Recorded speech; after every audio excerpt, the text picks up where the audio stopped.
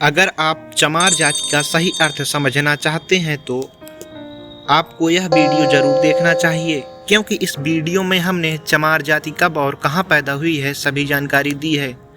चमार जाति, जिसको कई राजनीतिक पार्टियां, राजनीतिक लोग और हमारे समाज के ही कुछ लोग अछूत कहते हैं, दलित कहते हैं, और यह सब उनका कहना किस उद्देश्य से है यह सबको पता है। यह ऐसे लोग हैं जो नहीं चाहते हैं कि हिंदू समाज एक साथ मिलजुल कर रहे, या ऐसे लोग जो चाहते हैं यह सब आपस में हमेशा से ही लड़ते रहें। आखिर यह विधर्मी लोग कौन हैं, इनके बारे में तो आप सभी को अच्छे से पता होगा, लेकिन मित्रों, क्या चमार जाति के असली इतिहास से हम लोग अपरिचित हैं? क्या चमार जाति का यही इतिहास है कि उन्हें अछूत माना जाता था? आखिर चमार जाति का उदय कहाँ से हुआ? आखिर चमार जाति के इतिहास से जुड़ा वह किस्सा क्या है जिसे मुस्लिम वर्ग छिपा कर रखना चाहता है? इस्लामी शासन से जुड़ा और चमार जाति से संबंधित कौन सा है वह इतिहास जिससे आज भी हमारे समाज का एक बड़ा हिस्सा अपरिचित है?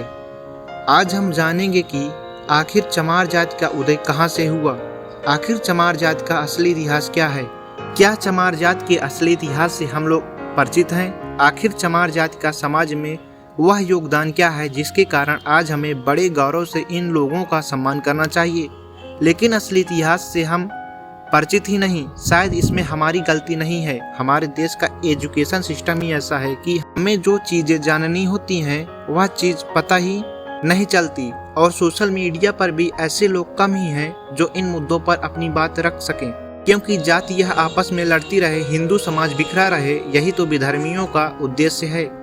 और यह लोग नहीं चाहते हैं कि असली इतिहास आपके सामने आए।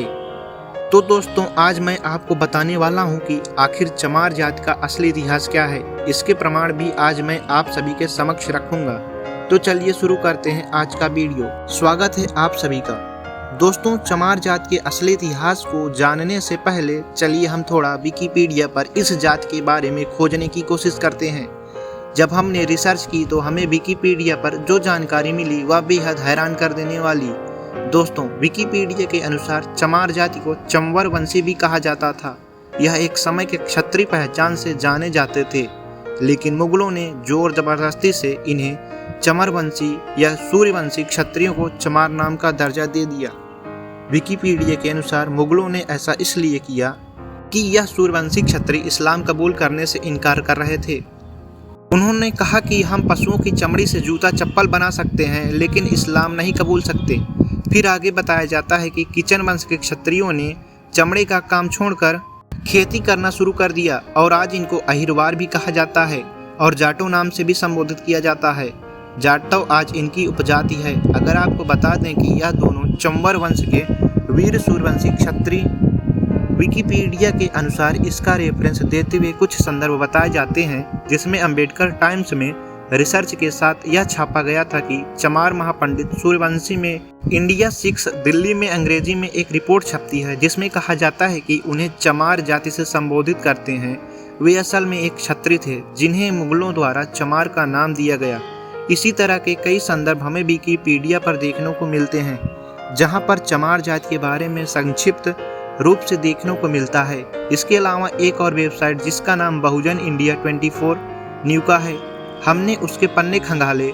वैसे भी यह साइट है जो लगातार दलितों से संबंधित मुद्दों को ही उठाती है और देश भर में हो रहे दलित मामलों में जुड़ी खबरों को प्रकाशित करती है। जब हमने इस वेबसाइट का रुख किया तो हमने यहाँ पर चमार जाति के असली इतिहास को जानने की कोशिश की। चमार जाति का कभी भी विदेशी आक्रांताओं में उठने का मौका नहीं दिया गया। इनकी मुख्य भाषा पालिया प्रकृति भाषा थी, लेकिन इनकी लिपि के बारे में अभी भी पूर्णतया खोज नहीं हो पाई। विद्वान मानते हैं कि सिंधु घाटी की सभ्यता में मिली लिपि के अवशेष ही इनकी मुख्य लिपि रही हो। बहुजन इंडिया 24 न्यूज के मुताबिक चमार शब्द सही प्रतीत होता है कि कुछ चमार जाति के लोग चमड़े से संबंधित व्यवसाय करते होंगे, परंतु इसके विपरीत चमार कोई जाति नहीं थी, बल्कि राजशाही चंवर वंश था, और एक समय तक भारत समेत मध्य एशिया तक इसका शासन था। इसका शासन सिंधु नदी के दोनों तरफ था। इतिहास से पता चलता है कि कभी राजशाही चंबर वंश भारत से ईरान और मध्य एशियाई देशों को मीठे पानी की सप्लाई करता था। गणित विज्ञान भवन निर्माण में पूरी दुनिया ने इनका लोहा माना था। इस जाति के लोग शिक्षा, धर्म, विज्ञान और चिकित्सा शास्त्र में निपुण पाए गए, लेकिन आज अधिकांश चमार जाति के लोग कृषक, बुनकर आदि कार्यों से अपना पोषण कर रहे हैं।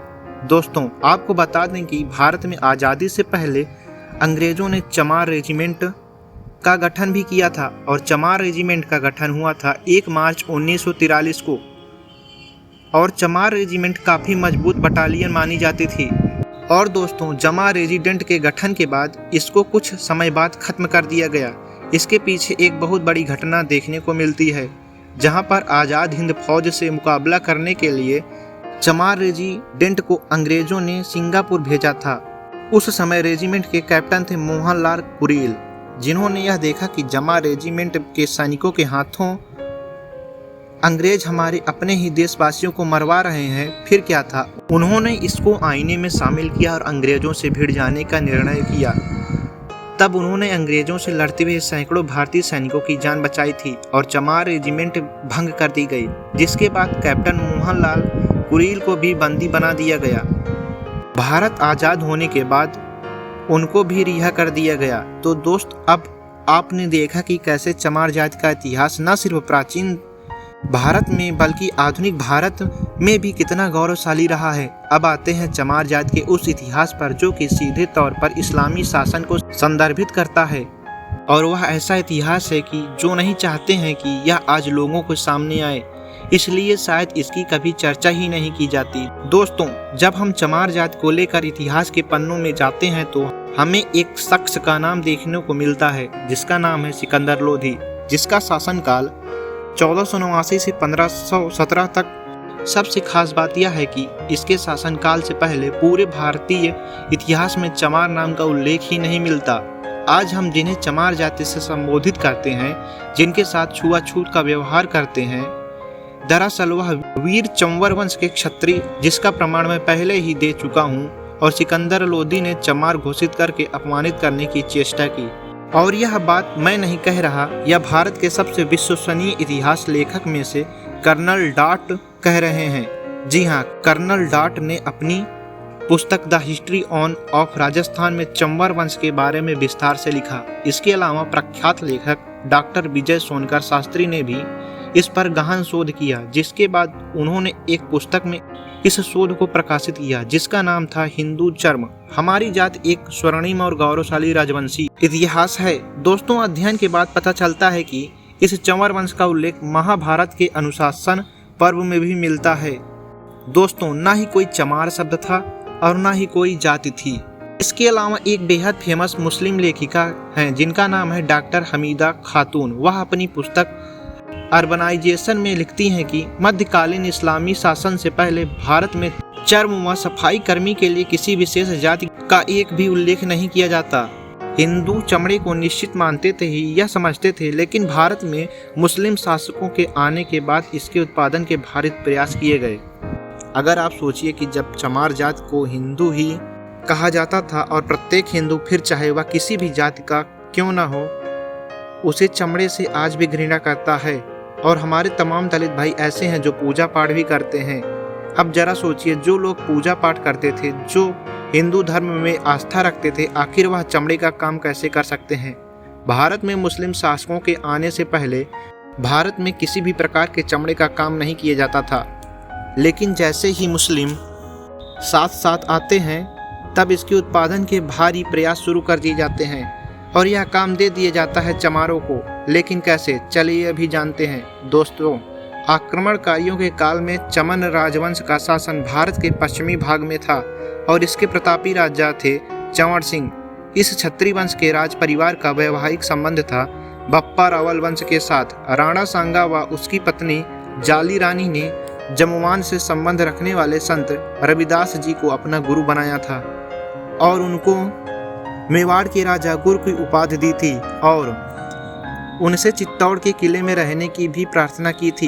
तमाम ऐतिहासिक दस्तावेजों में इसका जिक्र मिलता है, जिसमें संत रविदास के चित्तौड़ किले में कई महीने रहने का उल्लेख मिलता है और वहां पर उनके महान व्यक्तित्व एवं उपदेशों से प्रभावित होकर बड़ी संख्या में लोगों ने अपना गुरु मानना शुरू कर दिया और तमाम लोग उनके अनुयायी हो गए।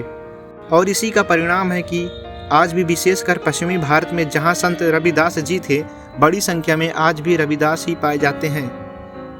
आज भी राजस्थान में अगर आप चमार जाति के व्यवहार को देखते हैं तो वह बिल्कुल राजपूतों जैसा ही है, और औरतें लंबा घूंघट रखती हैं और आदमी ज़्यादातर मूछें और पगड़ी रखते हैं। संत रविदास की इतनी प्रसिद्धि बढ़ने लगी कि इस्लामिक शासन घबरा गया। सिकंदर लोधी ने मुल्ला साधना फकीर को संत रविदास को मुसलमान बनाने के लिए फेंक। सिकंदर लोधी जानता था कि यदि रविदास इस्लाम स्वीकार कर लेते हैं तो भारत में बहुत बड़ी संख्या में इस्लाम मतावलंबी हो जाएंगे, लेकिन उसकी सोच धरी की धरी रह गई। स्वयं मुल्ला सतना फकीर व संत रविदास को मुसलमान बनाने के लिए गया था। वह खुद सस्ता रथ में पराजित हो गया और कोई उत्तर नहीं दे पाया, और संत रविदास से उनकी भक्ति से प्रभावित होकर अपना नाम उसने रामदास रख लिया और स्वयं हिंदू बन गया। अब दोनों संत मिलकर हिंदू धर्म के प्रचार में लग गए, जिसके फलस्वरूप सिकंदर लोधी ने आग बबूला हो गया। उसने संत रविदास को कैद कर लिया और उनके अनुयायियों को उसने चमार और चंडाल घोषित कर दिया, और उसके बाद बंदी बनाकर उनसे कारावास में खाल और चमड़ा पीटने, जूती बनाने इत्यादि निम्न काम करवाए। सिकंदर लोधी की शर्त थी या तो इस्लाम स्वीकार कर लो या फिर ऐसे काम करो, लेकिन उन्होंने कहा कि वेद धर्म सबसे बड़ा अनुपम सच्चा ज्ञान, फिर मैं क्यों छोड़ूं, इसे पढ़ लूं, झुंड कुरान वेद धर्म छोड़ूं नहीं, कोशिश करो, 1000 तिल काटो, चाही गो अंग कटा। संत रविदास पर हो रहे अत्याचारों के प्रति उत्तर में चंबर वंश के क्षत्रियों ने दिल्ली को घेर लिया। इससे भयभीत होकर सिकंदर लोधी ने संत रविदास को छोड़ दिया। संत रविदास का यह दोहा देखिए आप, जिसमें वे कहते हैं कि बादशाह ने बच्चन उतार मत प्यारा, इस्लाम हमारा खंडन करे, उसे रविदास आ उसे एक करो प्राण को नासा, जब तक राम नाम रख लावे दाना पानी, यहाँ नहीं पावे, जब इस्लाम धर्म स्वीकार ए मुख से कलमा आप उच्चार पड़े, नाम आज जब भी चित लाई, दाना पानी तब यहाँ पाई। जिसमें संत रविदास जी कह रहे हैं कि बादशाह ने कहा कि उसे उसका इस्लाम धर्म प्यारा, और संत रविदास जब तक इस्लाम धर्म को स्वीकार नहीं करता तब तक इसे रखो, भले ही इनकी मृत्यु हो जाए, जब तक यह इस्लाम को नहीं स्वीकारते, अपने मुंह से कलमा नहीं पढ़ते, तब तक इसको खाना पानी न दिया जाए। लेकिन समस्या तो यह है कि हमने और आपने कभी भी संत रविदास को अच्छे से पढ़ा ही नहीं। हमने उतना ही पढ़ा जितना हमें आवश्यकता है, और अपना एजेंडा चलाने के लिए, फिर चाहे वह हिंदू हो या फिर अपने दलित भाई ही क्यों ना हो, अगर हम संत रविदास जी के दोहों को अच्छे से पढ़ते हैं तो उसमें साफ साफ समय के समाज का चित्रण है, जो बादशाह सिकंदर लोधी की अत्याचार, इस्लाम में जबरदस्ती धर्मांतरण और इसका विरोध करने वाले हिंदू ब्राह्मणों व क्षत्रियों का निम्न कर्म में धकेलने की और संकेत करता है। जो अंश के वीर क्षत्रिय हैं जिन्हें सिकंदर लोधी ने चमार बनाया, और हमारे और आपके हिंदू पुरखों ने उन्हें अछूत बनाकर इस्लामी बर्बरता का हाथ और मजबूत किया, हमारा भी दोष इसमें बराबर का है। लेकिन देखिए, इस समाज ने पद दलित और असम्मानित होना तो स्वीकार किया, लेकिन विधर्मी होना स्वीकार नहीं किया, और आज भी इस समाज के हिंदू धर्म का आधार बनकर खड़ा हुआ नमन है। ऐसी जाति को तो दोस्तों क्या सोचना है। आप चमार जाति के इतिहास के बारे में कमेंट करके ज़रूर बताएं। दोस्तों, आज की वीडियो में बस इतना ही।